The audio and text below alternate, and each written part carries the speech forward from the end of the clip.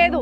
ఇగో నీకు చివరిసారిగా చెప్తున్నా, నీ అంతటి నువ్వు ఆ పోగొట్టుకున్న నౌకరు సంపాదించుకొని నీకు భార్య పిల్లలు అన్న సోయి ఉన్న రోజే నువ్వు మా ఇంటికి రా. అప్పటిదాకా నీ ఇంటికి నేను ఆమెను పంపించేదే లేదు.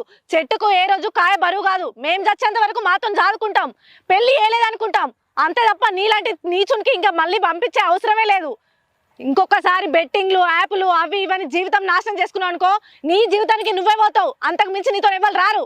ఇంకేం చూస్తున్నావు? రావయ్యా. బావా ఒకటి చెప్తా, నేను కష్టపడ్డ పైసా అనేది ఎప్పటికుంటుంది. ఉట్టిగచ్చిన పైసా ఉట్టిగానే పోతుంది. ఆ బెట్టిగా జోలుకోకు, నీ జీవితం ఖరాబ్ చేసుకోకు. నీకు దండం పెట్టి చెప్తున్నా, నువ్వు ఇంటికి వచ్చి నీ మారిన నా భార్యని దోలుకపోతా అంటే నీకు వచ్చే వరకట్న పైసలు మొత్తం ఇస్తా, నీ మొత్తం చూసుకుంటా. నువ్వు మాత్రం మారలేదు అనుకో, నేను ఏం చేయాలి అదే చేస్తా. అవసరం లేదు కదా ఇంకా ఆయన కొంచుడు కూడా ఈమెను కొంచెం అన్నా బుద్ధి లేదు. యాప్లు ఆప్లే అని ఉండు, ఒక్కనివే ఇక ఆ పిల్లలతో ఆడుకుంటా.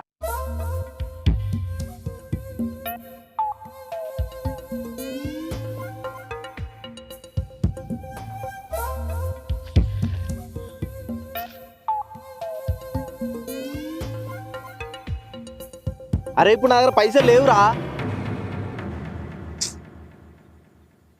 మళ్ళా ఫోన్ వస్తుంది. ఇట్లా కాదు, ఇక ఫోన్ స్విచ్ ఆఫ్ చేసేస్తా.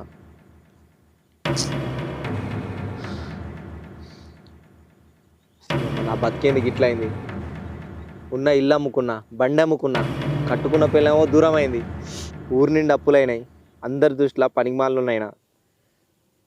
మనసుకి ప్రశాంతత లేకుండా అయిపోయింది అంతా ఈ యాప్లో ఒకటే. అసలు ఎందుకు ఇంత అడిక్ట్ అయినా ఈ యాప్లకి? బెట్టింగ్లు స్టార్ట్ చేయకుండా అయిపోవు, మైండ్ కూడా పనిచేస్తలేదు అసలు.